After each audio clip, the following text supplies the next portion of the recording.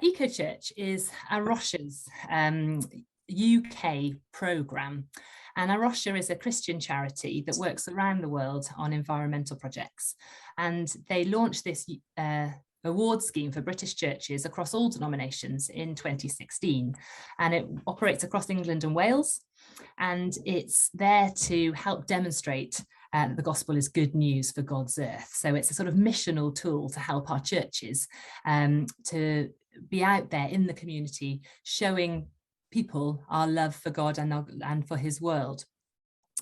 And so this is a bit of a departure in a sense for A Roche, because they mostly work for the protection and restoration of the natural world through kind of hands-on programs.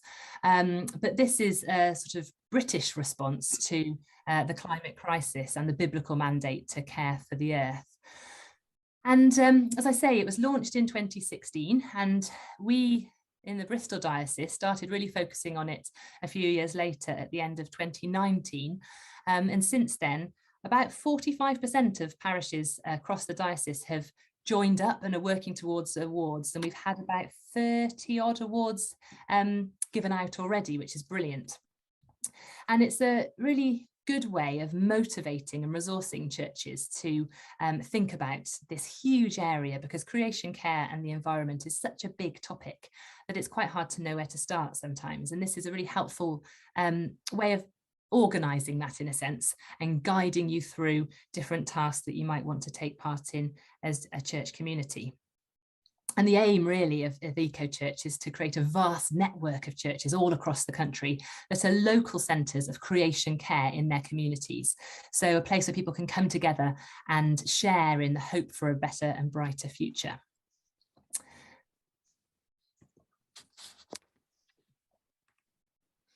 So it's all online and web-based.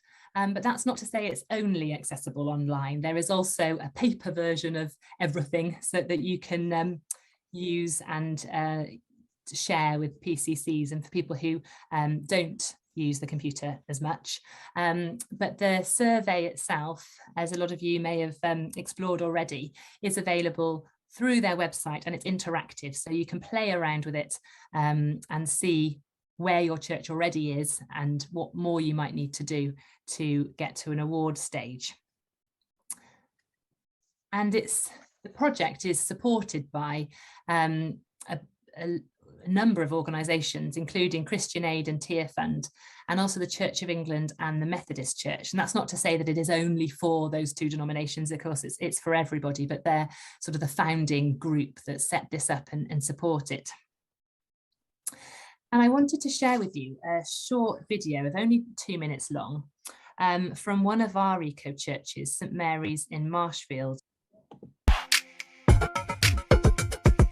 We've all felt increasingly alarmed by the impact our lives have had on others around the world and on creation itself. To just give up and say, what difference would it make if I did something, just isn't an option.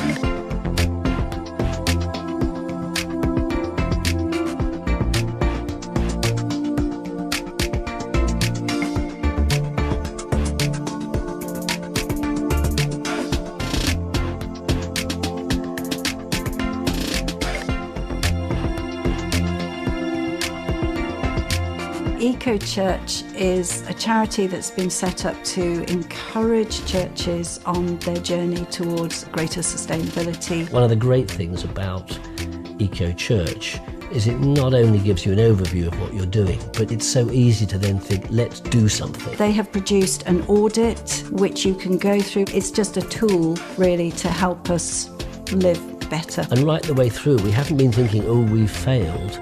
We've been thinking, there's an opportunity.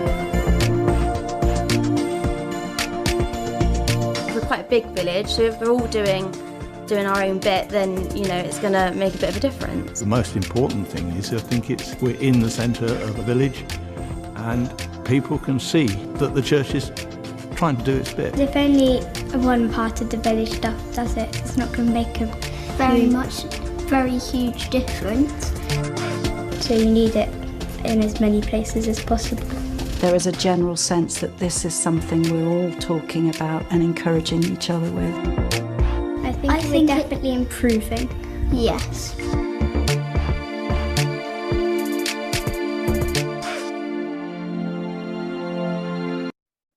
So, I mean, I think that video talks a bit about why it's important for us as churches to join EcoChurch and to take part in this journey. But I think that at the crux of it, this quote from Bishop Viv really highlights why it's so important for us as churches to take more action when she says that climate change hits our poorest global neighbours first and worst, exacerbating migration, conflict over resources, and the spread of disease. And we know, don't we, that the climate crisis is eroding so many years of gains through development programmes overseas, and our poorest brothers and sisters are suffering the most. And so we, as churches in the privileged West, where we can make a difference, it's our duty to do all we can. And, you know, as a diocese, we've declared a climate emergency and are doing all we can to reduce our carbon emissions down to net zero by 2030. And that's an aim of the whole wider C of E now as well. So EcoChurch is one way that individual churches, we can work towards this. And you may have seen Bishop Viv's letter that came out yesterday, sending that same message. So getting on to the nuts and bolts then of how it works, there's two different sections of EcoChurch. There's EcoChurch and EcoDiocese, and they're sort of linked. So we are already, as Bristol, we're a bronze awarded EcoDiocese. So we've done a lot of what we needed to do to improve our environmental practice. So we have an agreed environmental policy. We've got creation care embedded across our training programs for ministry and curates and LLMs. We've divested our investments from fossil fuels and have put in an ethical investment policy to ensure that they're not funding things they shouldn't be. And we've also built partnerships with other dioceses and sit on different groups looking at energy, for instance, and church buildings, but also across other faith groups. And I've been really encouraged to see how some of those ecumenical groups have really flourished across Swindon and Chippenham and Bristol as well over the last year or so. And also on the last point about rewarding and celebrating environmental initiatives, I think that until a couple of years ago, we didn't have a huge amount of information about what was going on in churches to improve their eco credentials. But now there's an eco champion scheme that was set up at the beginning of last year, and we have about 55 churches part of that, where there's and 6 out of 7 deaneries now, I think, have eco champions as well. And the idea there is that we can share what we're doing, share ideas, share hurdles and challenges with each other at a deanery level and locally, so that we can support each other as we're all on the same journey together.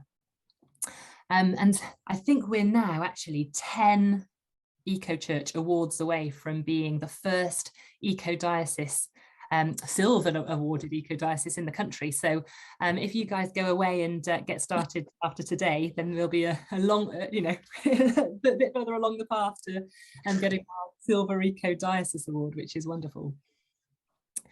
And the EcoChurch award is made up of 5 areas, and that's worship and teaching, management of our church buildings if we have them, and not all do, management of church land if we have it, community and global engagement, so that's working with local partnerships and our local community groups and schools and people who use our buildings, as well as more global engagement, so thinking about fair trade and getting involved in climate campaigning through groups like Christian Aid or Tear Fund. And then finally lifestyle, so that's sort of the one that's not really looking at you as a church, it's looking at individual members of the church and encouraging a greener lifestyle. And the survey itself has sections on each of those. I think the smallest has 10 questions and the largest has 30 odd. But you can go through and see what you already do in each of those areas, and it gives you ideas for things that you can progress and take forward as a church community. And you don't have to make it all up as you go along, because there's a wealth of materials on the EcoChurch website. If you look at their resources section, against every area in the survey, they have these sort of resource packs, which gives you ideas and links and suggestions about how you might progress some of this work. So some of the examples here around which energy providers you might want to use, or how to look after your church land in wildlife friendly ways. So there's a lot there. And the youth materials have are particularly good. They've just been updated, and there's a lot of good things there about how you can engage youth groups and junior churches. So can you see the EcoChurch site there? Yeah. And what you'll need to do, if you haven't already, is on the top right hand corner, it says register or log in. And if you click on that and you haven't yet registered, it will just ask you for a few details.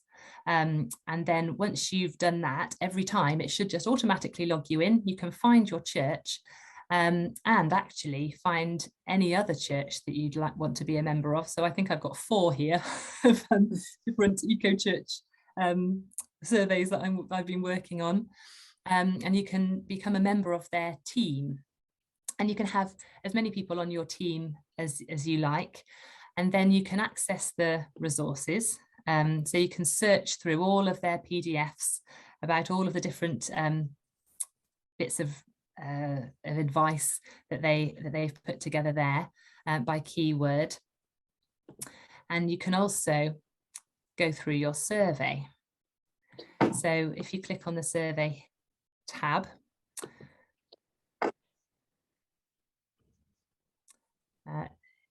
it should show you,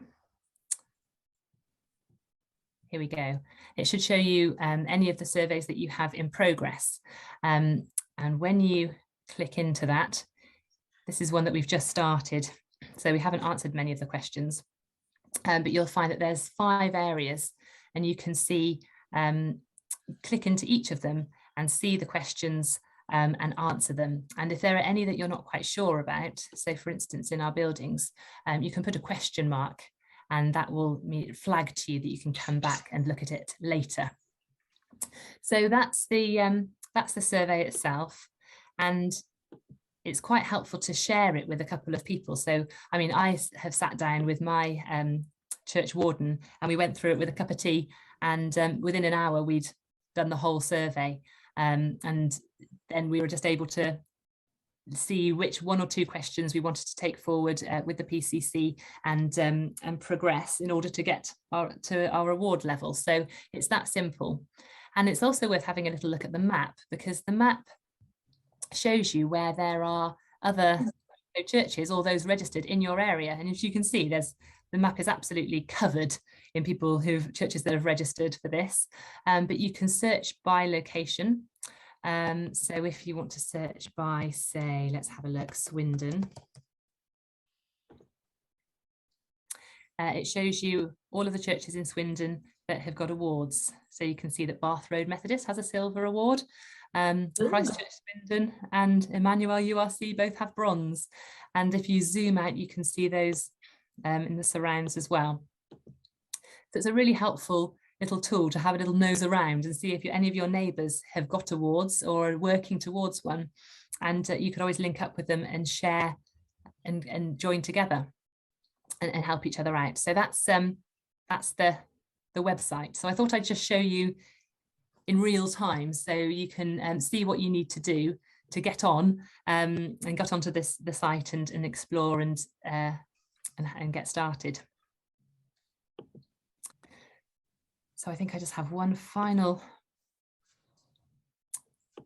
couple of slides to show you. That was the website. And as you might have seen on the website, you get this almost like these traffic light type systems, more like a fuel gauge actually, isn't it? So it shows you which of the 5 areas what you're scoring on each of them. And you can see that you'd need to have the same colour in all of them to get that level. So this church would be awarded a bronze award, but even if all but one were gold, they would still only get a bronze award because you need to have the same level in all of them. So the challenge is to bring all of them up to the same award level, which gets particularly challenging when you want to go for gold, as we're discovering at the moment.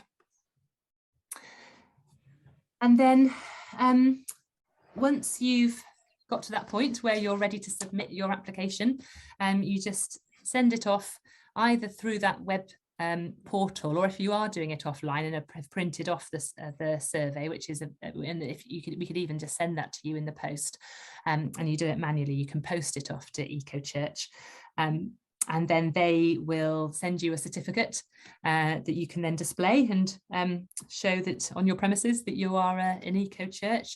Or if you want to be particularly fancy, you have these bronze well, there's bronze here, but any award that's made out of recycled church pews and hand painted, which is rather beautiful, and you can order those as well.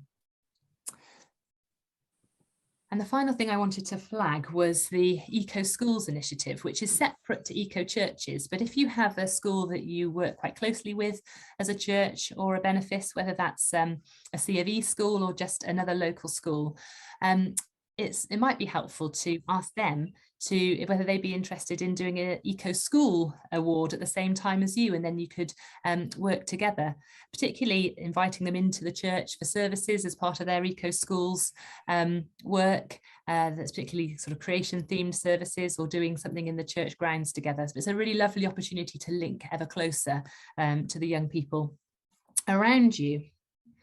And before we finish as well, I just wanted to give another plug for the Eco Champion Network, which I mentioned earlier, because that's ever growing, and it's a really encouraging network to share ideas and share challenges locally with other churches. So if you're interested, or you want to nominate somebody in your church or benefice to be an Eco Champion, just let me know and I'll add you to the list. You get briefings every other month with lots of events and materials and resources and different things that are happening, just so that you're in the loop. And then in theory, at every deanery synod, the deanery champion is able to give an update and hear from invite different eco churches to talk about what they're doing. So it's a growing scheme, and we'd love to have more and more churches as part of that.